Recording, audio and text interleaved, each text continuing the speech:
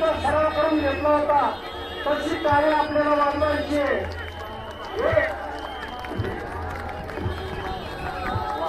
काही करू नका. टाळी टाळी. माझं बोट पडलं की टाळी पडली पाहिजे. काही करू नका. काही करू नका.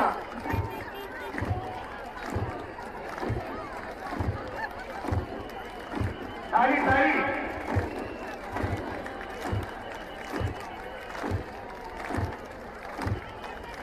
टाळी टाळी. सर्वांनी टाळी वाजवा.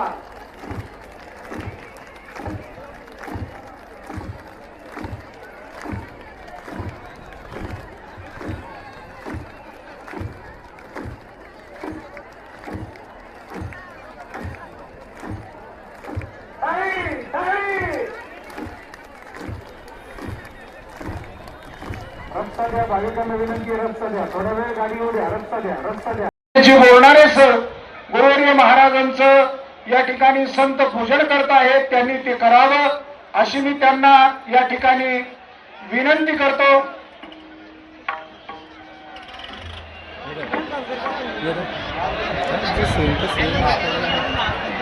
त्याचबरोबर नेवासा तालुक्याचे माजी आमदार बाळासाहेबजी मुरकुटे यांनी गुरुवर्य महाराजांचं संत पूजन केलेलं आहे.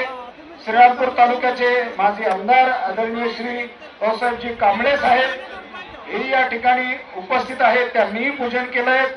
राजेंद्रजी पिपाडा यांनीही गुरुवर्य रामगिरीजी महाराजांचं संत पूजन या ठिकाणी केलेलं आहे. उपस्थित व्यासपीठावरील सर्व मान्यवरांचं सहर्ष स्वागत, सहर्ष स्वागत, सहर्ष स्वागत. आता बोलणं शांत करा.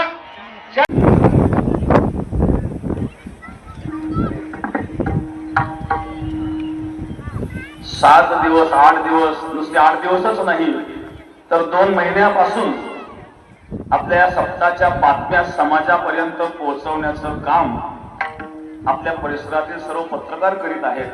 मी पत्रकार बंधूंना धन्यवाद देईन आणि कुठंतरी एका ठिकाणी आपल्याला बसायला व्यवस्था व्हावी अशी अपेक्षा आहे.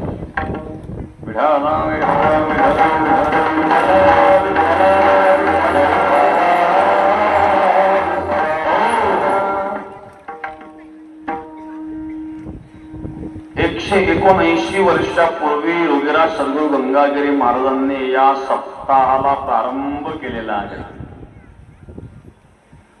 15 ऑगस्टला देशाचा स्वातंत्र्य दिन साजरा झाला. 80वा स्वातंत्र्य दिन साजरा झाला आणि आपला सप्ताह 179वा. म्हणजे देशाला स्वातंत्र्य मिळण्याच्या 99 वर्ष आधीपासून ही परंपरा चालू.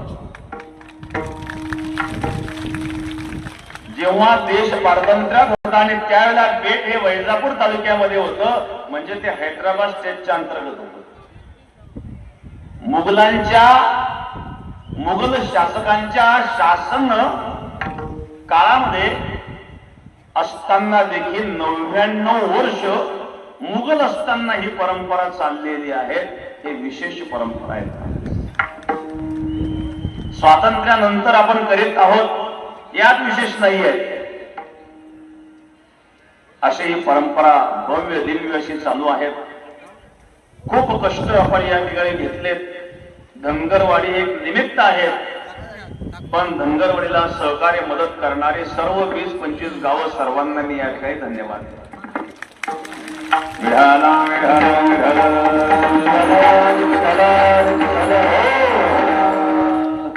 आणि या ठिकाणी थोड्या वेळानंतर महाराष्ट्र राज्याचे मुख्यमंत्री माननीय देवेंद्रजी फडणवीस साहेब येणार आहेत. उपमुख्यमंत्री शिंदे साहेब आहेत आणि या ठिकाणी आपल्या या जिल्ह्याचे सर्वांचेच परिचित माजी महसूल मंत्री माननीय बाळासाहेब थोरात साहेब या ठिकाणी उपस्थित आहेत. त्यांनाही मी या ठिकाणी धन्यवाद देईन.